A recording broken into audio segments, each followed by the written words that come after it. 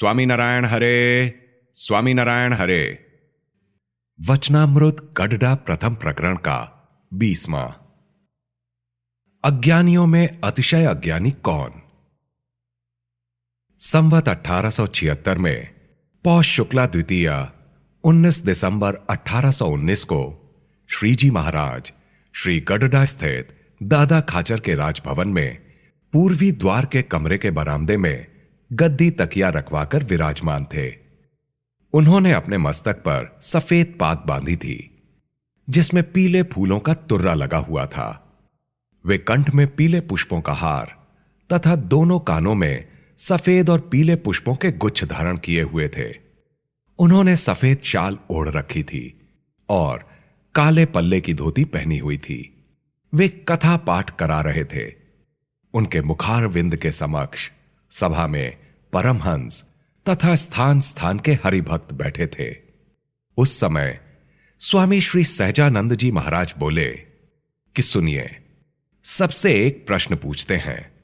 तब समस्त हरिभक्तों ने हाथ जोड़कर निवेदन किया, पूछिए। तब श्रीजी महाराज बोले, अज्ञानियों में अतिशय अज्ञानी कौन है? यह सुनकर सब विचार करने लगे, परंतु कोई भी उत्तर नहीं दे पाया। फिर श्रीजी महाराज बोले, लीजिए, हम ही उत्तर देते हैं। तब सभी ने आनंदित होते हुए कहा कि हे महाराज, आपसे ही यथार्थ उत्तर हो सकेगा, कृपया कहिए।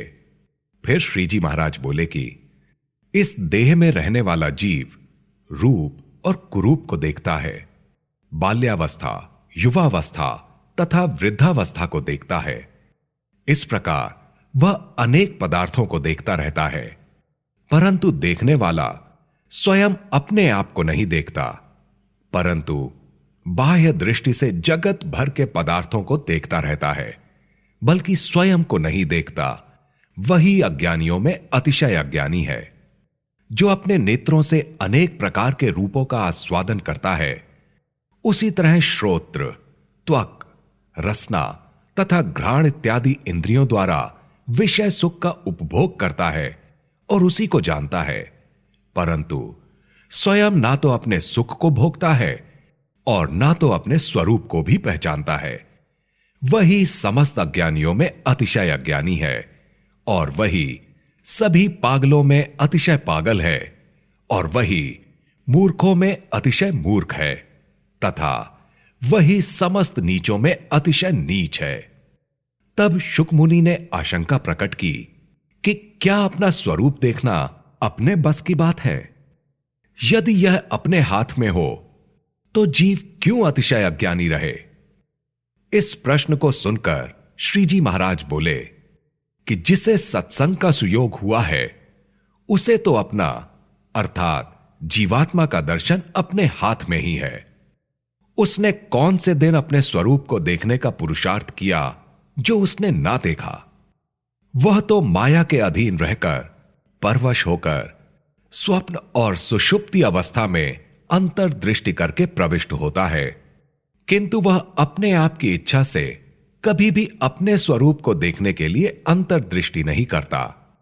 और जो जीव भगवान के प्रताप का विचार करके अंतर्दृष्टि करता है, वह तो अपने स्वरूप को अत्यंत उज्जवल और प्रकाशमान देखता है तथा इसी प्रकाश के मध्य वह प्रत्यक्ष पुरुषोत्तम भगवान की मूर्ति को देखता है और वह नारक सनकादिक के समान सुखी भी हो जाता है। अतः हरिभक्त में जो कसर रहती है, वह तो उसके आलस्य के कारण ही रहा करती है। इति वचनामृतम। इस प्रकार से श्री गडडा प्रथम प्रकरण का 20वां वचनामृत पूर्ण हुआ।